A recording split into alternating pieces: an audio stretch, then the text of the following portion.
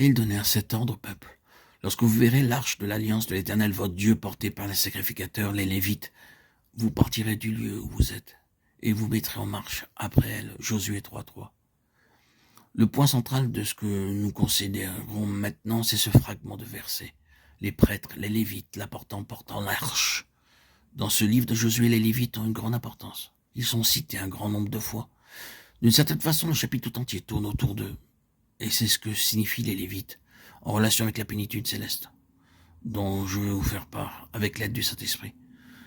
Beaucoup parmi nous sont assez familiarisés avec l'histoire des Lévites, mais il est nécessaire pour nous d'aller un peu plus loin. Dans ce livre de Josué, les Lévites sont présentés de trois manières. Premièrement, comme nous l'avons vu, ils portent l'arche de l'Alliance dans le lit du Jourdain et demeurent là avec elle.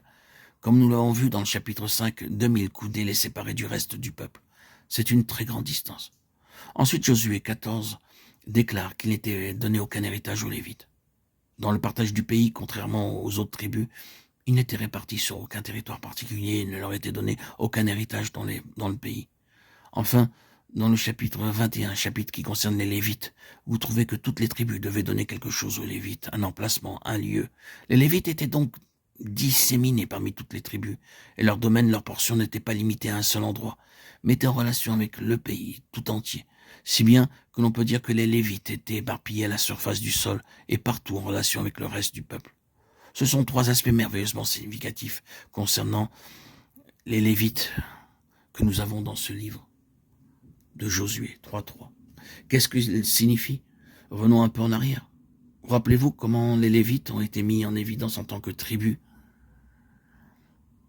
C'était à l'occasion du départ d'Israël, quand le veau avait été fait et qu'il s'écrit « Voici ton Dieu, ô Israël » Exode 32.4, et qu'ils sont tous éloignés du Seigneur. Moïse descendit, entendit et vit, détruisit le veau, se tint à la porte du camp et s'écria « À moi, ceux qui sont pour l'Éternel ».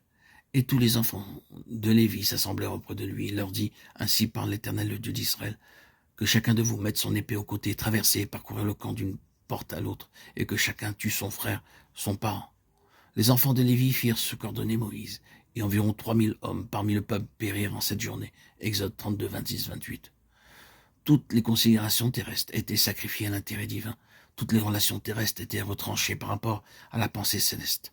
Toute émotion et sentiment naturel, tout ce qui était dans l'âme était simplement retranché dans l'intérêt de ce qui avait gouverné la sortie du peuple de Dieu. Car c'était dans la pensée de Dieu qu'il soit un peuple céleste et ainsi ne plus être dans le système spirituel gouvernant ce monde. C'est cela qui caractérise les Lévites, car ils sont vus en tant que représentants de la pensée céleste de Dieu. C'était une chose radicale et définitive qu'ils ont dû faire. N'est-ce pas vrai?